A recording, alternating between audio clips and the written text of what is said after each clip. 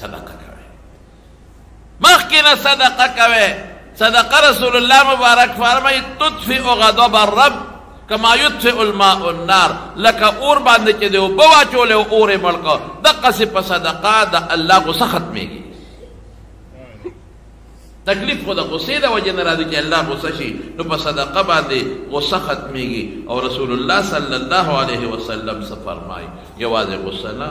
د حضرت عقبه رضی الله عنه روایت دی قال رسول الله صلی الله علیه وسلم ان الصدقه تطفئ عن اهلها حر القبور یڅوک صدقه ورکوي د قبر د تاو نه به دی خدای پاک محفوظ ساتي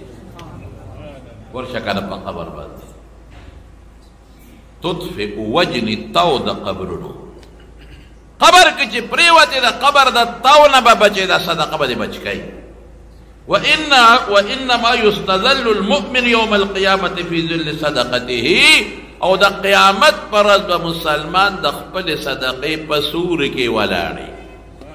او چې وریم کې څو فائدې شوي قبر د تاو نه به بچي بس ختم صدقې ورکوي نجی که ورکه مال کم شو نو بے خطلیه چې کم شو ستا نه کمیږي برابر زیاتیږي بے خطلیه بچو ته پرېږدې تا باندې به قبر کې اور بلیږي قیامت پر ورځ به په خولو کې ډوب پراتې بچې دې پکارېږي نو وسې دې پکارېږي ورکه صدقه د خدای بنده قبر کې و قسم په خدای که دې پکار شي قیامت پر ورځ دې نه پکارېږي یوم یفر المرء من اخیه د خپل رور نه او د مور نه او د ښځې او د بچو نه به خلک یو بل نه به تښتي لیکن موږ وایو بس غوټه مو ورکړې ده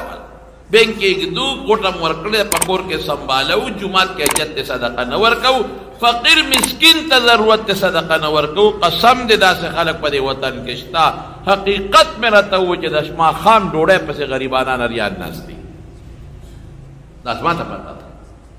داسې خلک په دې وطن کې شته یتیمانان ماشومان بچیې ماشومان یتیمانان بچي دا واړه اومه خوله چې د ډوډۍ درک د غریبانانو نه لګي او د جامې درکې نه لګي